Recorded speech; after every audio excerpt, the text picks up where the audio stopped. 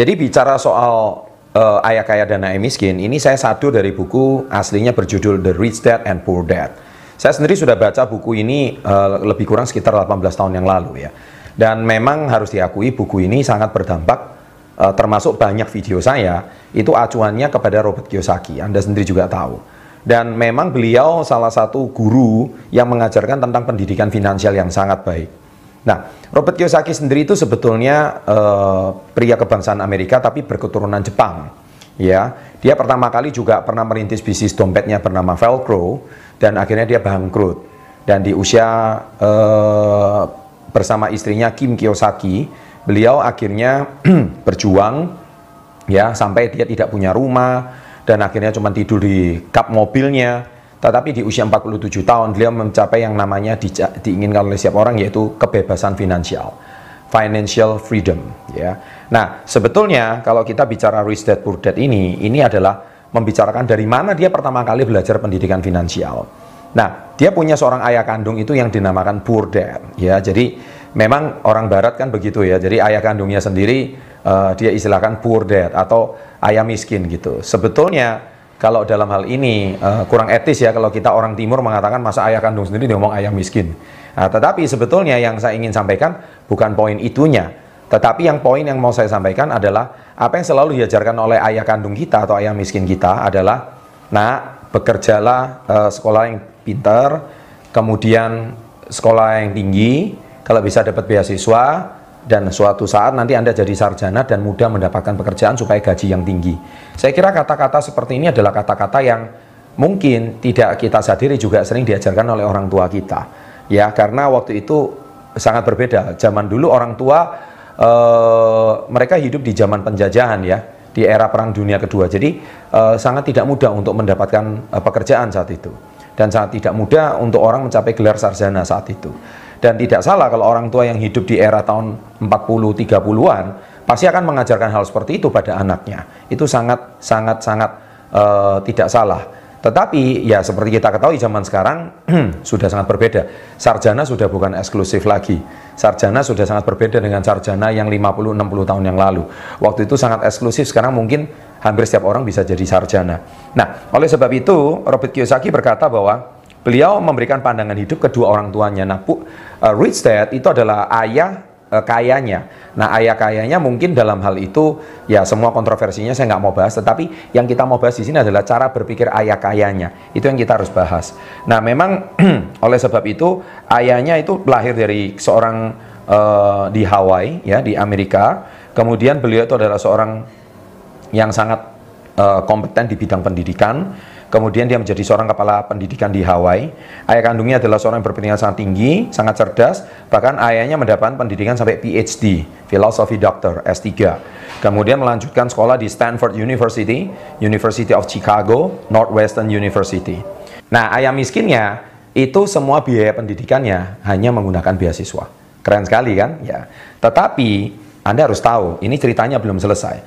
Untuk pendidikan tingginya, Robert Kiyosaki menyebutkan bahwa ayah miskinnya atau poor dad-nya itu karena meskipun sukses di pendidikan dan karir, pada akhir hidupnya dia meninggalkan banyak utang dan tidak kaya sama sekali. Sedangkan ayah satunya atau adalah ayah kayanya, dia belajar tentang filosofi uang dan kebebasan finansial. Ayah kayanya tidak memiliki pendidikan tinggi seperti ayah miskinnya, bahkan tidak lulus pendidikan setingkat 8. Nah, itu seperti mungkin di Indonesia seperti SMP atau SLTP. Dan tapi di akhir hidupnya dia menjadi salah satu orang terkaya di Hawaii.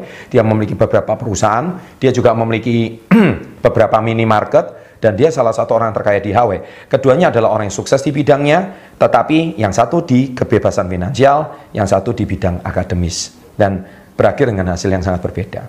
Pada saat ayah kayanya belum kaya dan ayah miskinnya belum miskin, kedua orang ayahnya ini adalah orang yang berusaha keras dan sukses di bidangnya. Ayah miskinnya bekerja keras di jalur pendidikan dan ingin hidup tenang sebagai pegawai pemerintahan, mungkin di Indonesia seperti PNS, sedangkan ayah kayanya berusaha keras untuk membangun kerajaan bisnisnya. Kedua ayah Kiyosaki ini memiliki cara pandang yang sangat berbeda terkait uang, pengelolaan, dan tujuan finansialnya. Ayah kayaknya mengatakan bahwa kehabisan dan kekurangan uang adalah sumber dari kejahatan. Sedangkan ayah miskinnya berkata, cinta akan uang adalah akar dari segala kejahatan. Kita lihat dari sini sudah terjadi perbedaan dari cara berpikir dari kedua orang tersebut.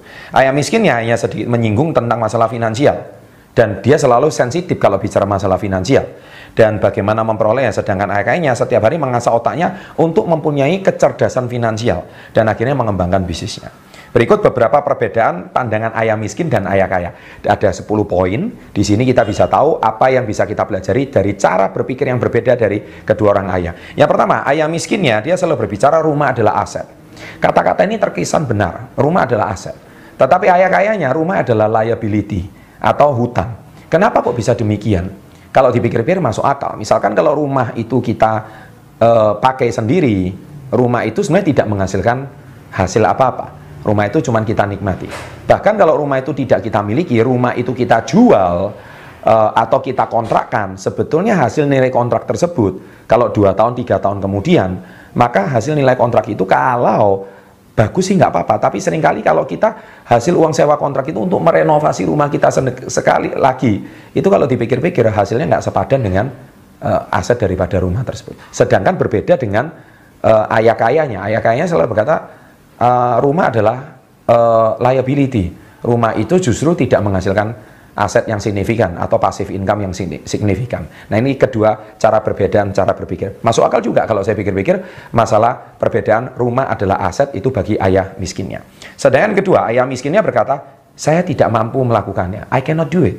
Sedangkan ayah kayanya dia berkata, how I can do it. Ya kan? Dia selalu berkata, bagaimana supaya saya bisa lakukan.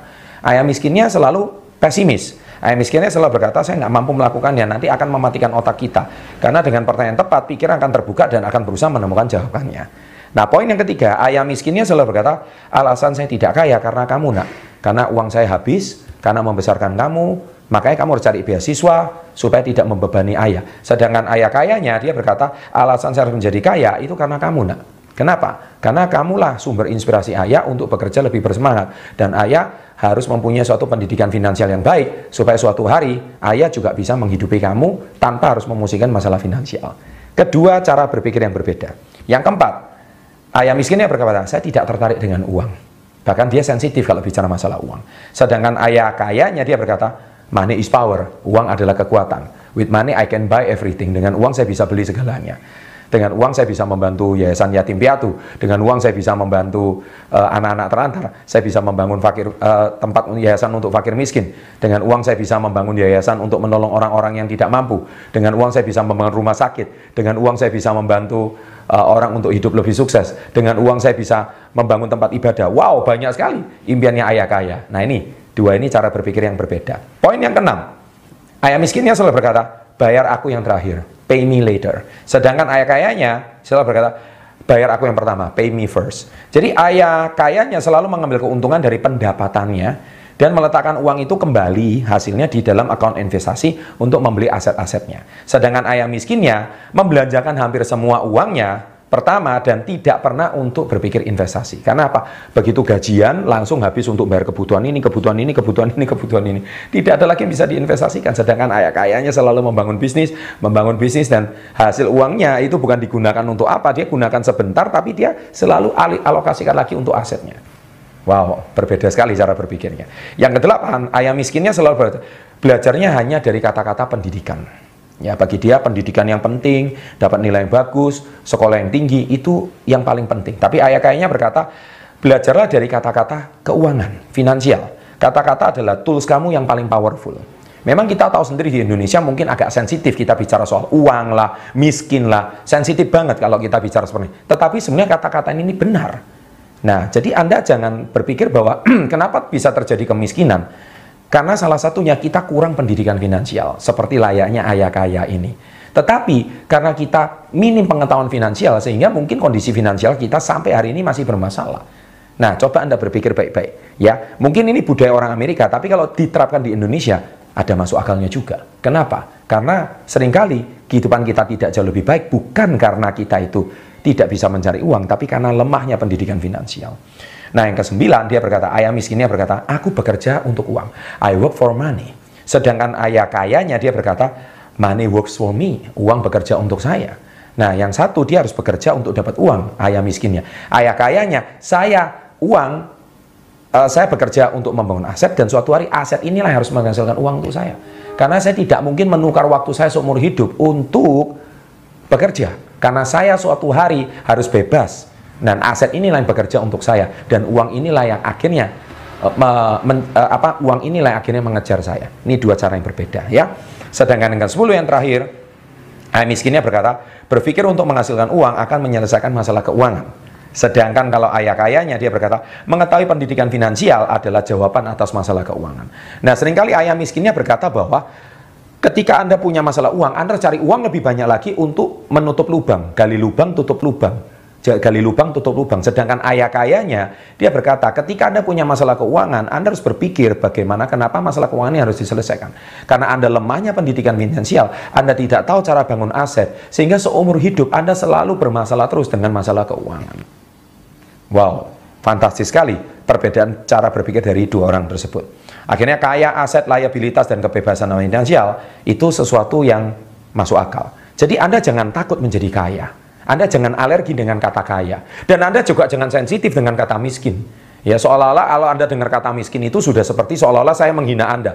No, saya tidak, I don't want to insult you. Saya tidak ada pemikiran sedikit pun untuk mau menghina Anda. Ya, di sini. Tapi yang kita berpikir, dan dia di sini juga bukan berarti menghina ayah miskinnya, tidak. Tapi di sini dia cuma menganalogikan tentang bagaimana dua cara berpikir yang berbeda tentang dua ayat tadi itu bisa menentukan nasib seseorang 10 tahun, 20 tahun, bahkan 50 tahun ke depan. Hari ini yang kunci yang terpenting adalah yang bisa membuat Anda kaya raya bukan berapa uang yang Anda hasilkan, bukan berapa gaji yang Anda miliki, tapi berapa banyak uang yang bisa Anda tabung, bisa Anda simpan, dan dari aset yang Anda simpan tersebut bisa mempertahankan hidup Anda tanpa Anda harus mendapatkan uang lagi.